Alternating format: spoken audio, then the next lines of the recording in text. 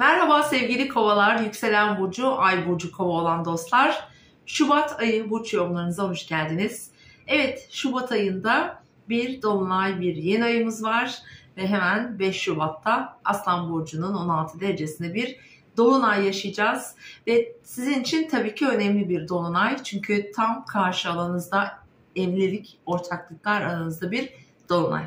Ve bu dolunaya eşlik eden, daha doğrusu bir benzeri olan 16 derece Boğa burcunda 8 Ekim'de bir tutulma yaşamıştık. Ve yine 5 Mayıs'ta yine bir benzerini Akrep burcunda da yine bir tutulma yaşayacağız.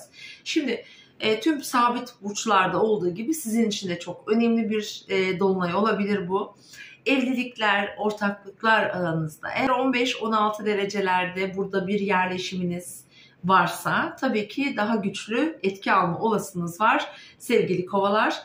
Özellikle medeni durumunuz, evlilik hayatınız eğer varsa, yoksa da belki de sürpriz bir ani evlilik planı hayatınıza gelebilir. Onun yanı sıra hayatta duruşunuzun çok önemli olduğu bir süreçten geçiyorsunuz. Aldığınız veya alacağınız kararlar burada çok uzun vadeli ve hayatınızı çok önemli ve köklü şekilde değiştirebileceğini unutmayın lütfen. Evet, bu dolunay tüm tutulmaları tetikliyor.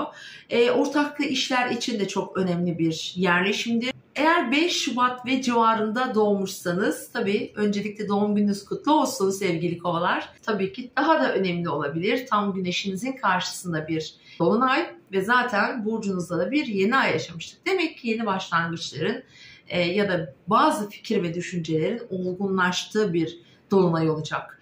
Ani kararlar alabilirsiniz bu alanda, çünkü ev, yerleşim yeriyle ilgili konular burada tetiklenecek. Bunlar medeni durumu daha çok ilgilendirir. Tabii kariyer ve statüyle ilgili de olabileceğini zaten söylemiştik. Hayatınızın tümünü şekillendirecek bir hayat arkadaşı, bir partner gelebilir hayatınıza. Veya mevcut işinizde bir yeni başlangıç, yeni bir şeye evrilmek olarak da düşünebilirsiniz. Bunlar tüm projelerinizi bir anda değiştirebilecek etkiye sahip olabilir. Düşünceleriniz, fikirleriniz zaten böyle planlar yapmak üzere çalışıyor olabilir bu arada. Dolayısıyla da bu dolunayın etkileri gerçekten uzun vadede çalışabilir ki bu biraz parasal kaynaklara da sanki ucu gidecek gibi. Evet, gelelim bizim için önemli bir transitimize. Mars İkizler Burcu'nda zaten geçtiğimiz Ağustos ayından beri 5. evinizde yaratıcılık, finans, çocuklar veya para ile ilgili konular, alternatif kazançlar gibi alanınızda ve hala burada. Ve burada ciddi bir yorgunluk vermiş olabilir, ciddi bir emek harcamış olabilirsiniz. Bu alan ayın 10'undan sonra farklı çalışmaya başlayacak. Çünkü ayın 11'inde, 11 Şubat'ta Merkür burcunuza geçiyor, Kova burcuna geçiyor ve bu alana olumlu şekilde yansımaya başlayacak. Merkür burcunuza geçtiği için düşünceleriniz, fikirleriniz çok daha vizyoner, çok daha yenilikçi, çok daha uzak hedeflere odaklanmış olarak bulabilirsiniz kendinizi. 11 Şubat itibariyle tüm pencereler başka görünebilir gözünüze gerçekten. Doğum haritanız eğer etki alıyorsa burası biraz daha uluslararası bakış açısı, o arenadaki kulvarları da çalıştıracağını söyleyebilirim. Tabii ki ilişkileriniz de önemli şekilde de etkilenmeye başlayacaktır bu sayede. Venüs şu an Balık burcunda ve para evinizde. 20 Şubat'a kadar Venüs ikinci evinizden geçerken aslında kazançlarınızı, gelir ve gider dengenizi, ikinci ek iş gibi hani farklı projeleri gündeminize getirebilir. Biraz güzellik, estetik gibi konulara harcamalar yapabilir. Orada yeni bütçeler ayırmış olabilirsiniz. Ve burası 20 Şubat itibariyle yeni bir adıma açılacak. Yeni bir pencere olabilir. Çünkü burada 1 derece Balık burcunda para evinizde bir yeni ay doğuyor sevgili kovalar. İşte bu 20 Şubat'tan sonrası sizin için çok daha farklı ilerleyebilir. Yaşamınızı şekillendirmek, farklı alanlarda eğer ilerlemek gibi bir niyetiniz varsa burada bir paraya, bir kaynağa ihtiyacınız olacak ve siz bunun için bazı hareketlerde bulunabilirsiniz. Alternatif kazançlar yoluna gitme olasılığınız artabilir. Eşten, mesela aile içi konulardan olabilir. Aileyi ilgilendiren alanda, işte evler, gayrimenkuller, miraslar belki de yoluyla. Onların satışı, devir teslimi gibi emlak dayalı daha çok böyle ebeveynleri de ilgilendiren bir takım gelişmeler işte bu yeni ayla birlikte daha da bir güçlenebilir açıkçası. Ve aynı zamanda Venüs 20'sinden sonra 20 Şubat'tan sonra Koç burcuna geçecek.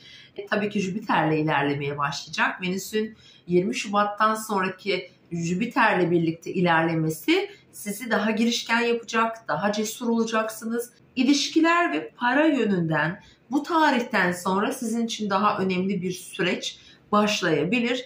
Mesela daha çok seyahat ettirir.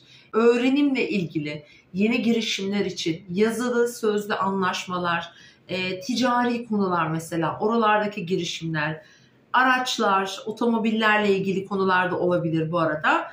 Üçüncü ev genellikle çok konuyu kapsadığı için bir politik hayatı olan diyelim bir siyasetçisiniz. Evet 20'sinden sonra burada çok daha fazla güzel başlangıçlar yapabilir.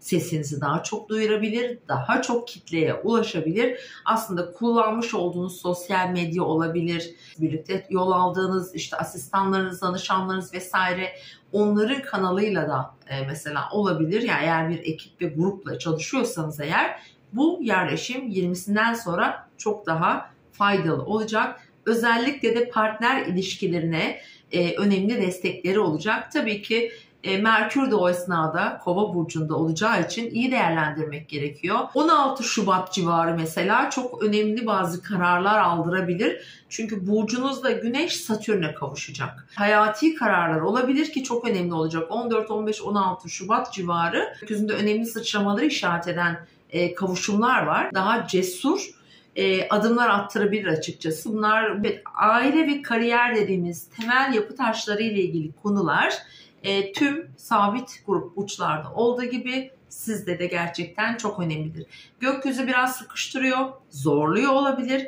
Ancak büyük dönüşümler, büyük gelişmeler aşamasında da olduğunuzu söylemek isterim. Doğum yılınız, doğum tarihiniz burada tabii ki önem taşıyor.